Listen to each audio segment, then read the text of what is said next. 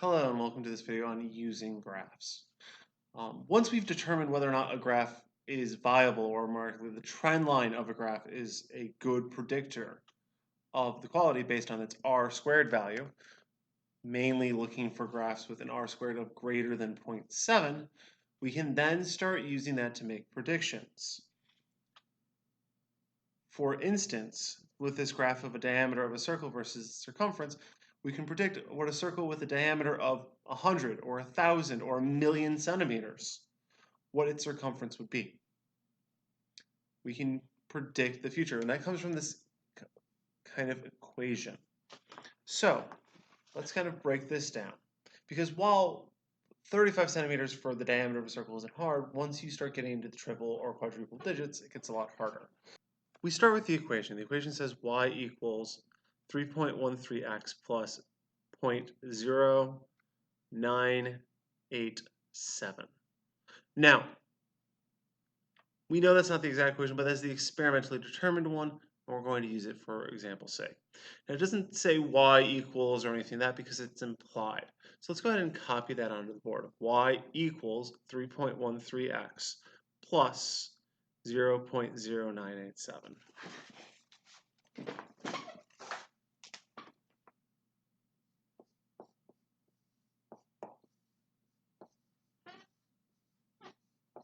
Okay.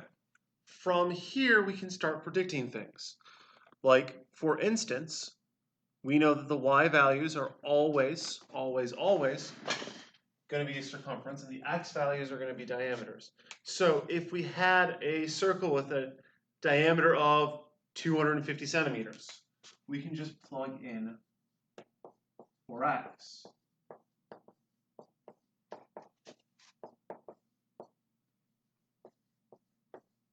And we can find what that circumference would be. Carry out the math using a calculator, and you'll find that this portion right here is 782.5 plus 0.0987.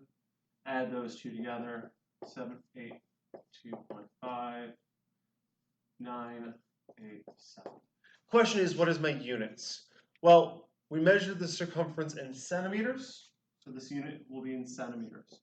We'll talk about how that works in a later video. But for now, just understand that we can go whatever my units of my y are, or what my units will be at the end.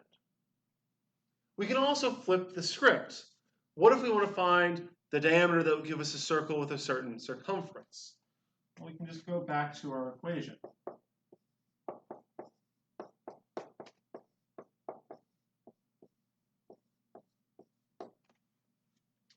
Let's say we want to find something with a circumference of 154. Why 154? It's the first number that came to head.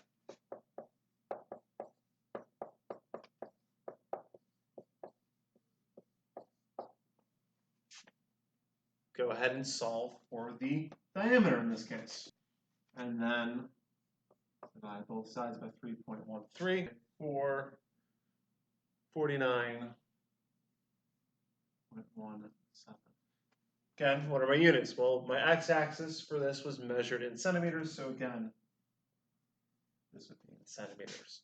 We can use this predictive power to go ahead and figure out the future to a lesser extent. Scale it up. Now, for this, it's pretty simple, pretty easy. But let's go ahead and talk about something a little more complicated. Let's go back to our graphs. And instead of looking at the diameter of the circle, let's go ahead and look about this distance traveled.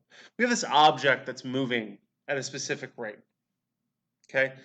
It starts right at here, and after 3 seconds, it's traveled 12 meters. After 7, it's moved 22. If I keep scaling this up, how far is it going? How far is it gone after X amount of time?